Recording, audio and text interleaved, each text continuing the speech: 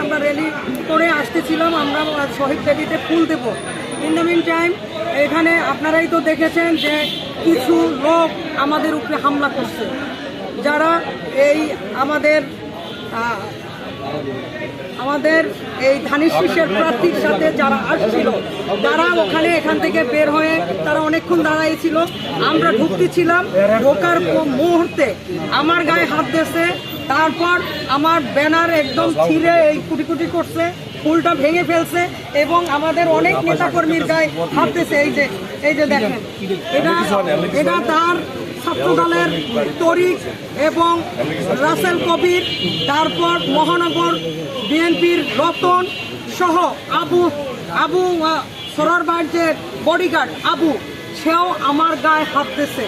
আমি তখন চিল্লেই বলছি আমার গায়ে কেউ হাত দেবেন না, তারপরও তারা আমার নেতাকর্মী সহ আমাদের উপরে হামলা করছে। কারণ আমরা গতকালকে আমাদের বিএনপির ভারপ্রাপ্ত চেয়ারম্যান তারেক রহমান তিনি আমাদেরকে বলেছেন যে আমরা যত কিছু হোক ঐক্যবদ্ধভাবে ধানের শীষকে বিজয় করার জন্য আমরা কাজ করব। আমরা সেই লক্ষ্যেই আসছিলাম, কিন্তু আজকে তারা শুধু আমাদের উপরে হামলা করে এখানে অনেকক্ষণ পর্যন্ত তারা দাঁড়িয়েছিল, আমরা জানতাম না, কিন্তু তারা আমাদের উপরে হামলা করার জন্যই তারা এই কাজটা করছে।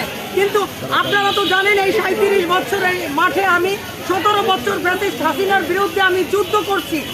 এই মামলা হামলা দিয়া তারা আমার কোনোদিন আমার মাঠ থেকে সরাইতে পারে নাই, কারণ মৃত্যুর মুখ থেকে আমি বারবার ফিরে আসছি। এখন আমাদের দলীয় নেতাকর্মীরা যারা এই কুচক্রী মহলের সাথে একসাথ হয়ে তারা আমাদের উপরে এই যে হামলাগুলো করতেছে, তারা এই বরিশালে বিশৃঙ্খলা সৃষ্টি করতেছে, তারাই এই ধানের শীষকে ডুবানোর জন্য তারাই এই কাজগুলো করতেছে। এটাই আমার বক্তব্য। আপনিও বিএনপি করেন, তারাও বিএনপি করে, তাহলে কেন এরকম দ্বন্দ্ব আসলে ব্যাপারটা ভিতরে কি আছে আমি জানি না, আপনারা তো সবাই জানেন আমি মাঠে কাজ করি। আপনারা আজকে দেখলেন আমরা কি করছি, আমরা তো ফুল নিয়ে আসতেছিলাম র্যালি করে, সেই র্যালির উপরে শান্ত একটা র্যালির উপরে তারা হামলা করছে, আমাদের মহিলাদের গায়ে হাত দিয়েছে, ফুলের তোড়া ভেঙে ফেলছে, তারপর ব্যানার ছিঁড়ে ফেলছে, তারপর এই যে দেখেন কিভাবে পিটাইছে আমাদের গায়ে, প্রত্যেকের গায়ে হামলা করছে তারা। আমি আমার বিএনপির ভারপ্রাপ্ত চেয়ারম্যানের কাছে আবারও আমি দাবি জানাই যে যারা বিএনপির মধ্যে এইরকম কুচক্রী মহল তারা বিশৃঙ্খলা সৃষ্টি করবে, এর বিচার আমি তার কাছেই দিয়ে দিলাম। আইনি কোনো পদক্ষেপ নেবেন কিনা? আমার ভারপ্রাপ্ত চেয়ারম্যান যা করবে সেই এই যে প্রত্যেকটা দেখেন ব্যানারটা। আজকে আমরা আমাদের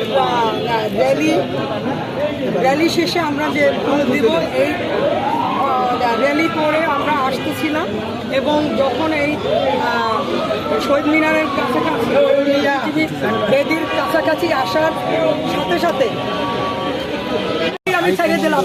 আমার হাইকমান্ড যে নির্দেশনা দেবে, যে সিদ্ধান্ত নেবেন সেইটাই আমি মাথা পেতে নেব।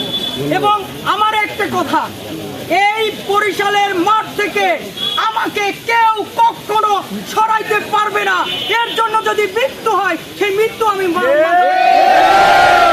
কারণ আমি দলকে ভালোবাসি, আমার নেতা তারেক রহমান, আমার নেতা খালেদা জিয়া, এর বাইরে আমার কিছু নাই।